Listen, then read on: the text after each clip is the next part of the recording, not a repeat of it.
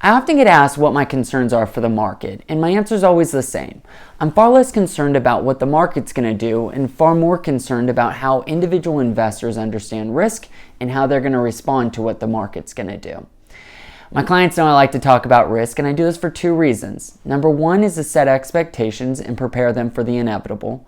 Number two is to best understand how they're going to respond if their account goes down by 20, 30, or even 50%. You might be thinking to yourself, wow, Theron, this certainly is not my favorite one of your videos. But that shouldn't necessarily be the case. Risk is a good thing so long as it's calculated and understood. Everybody has heard the saying, with risk comes reward. And this is where I think that Avidity Capital is unique. We use highly sophisticated technology to best understand how much risk a client is willing to take in their portfolio. We take what their risk is if they were to see a maximum drop down in their account with what their time horizon is for investing to be able to determine what their investment objective is. From there, we build and design a portfolio that's tailored to them.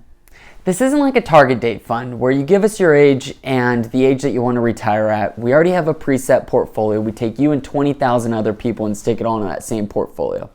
Instead, we want to get a true lens as to why exactly you're investing, the amount of risk, your time horizon, and then we tailor a portfolio to you as our client. This is done at minimum on an annual basis, but we want to focus more on different life events. So as things happen, if you get married, you have your first child, your kids go off to college, you're nearing retirement, or you're 12 years after retirement, we want to make sure that your portfolio is still tailored towards you and what you're looking to achieve.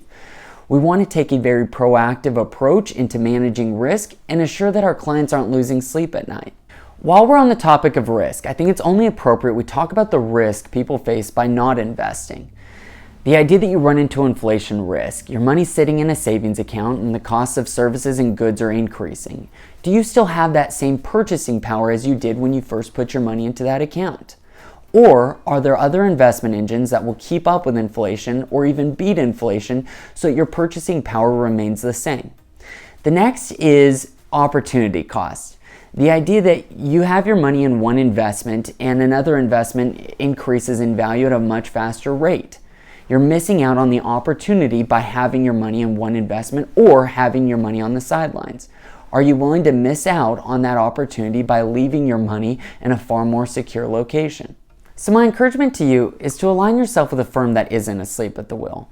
A firm that's not afraid of risk, but is willing and able to assess it appropriately.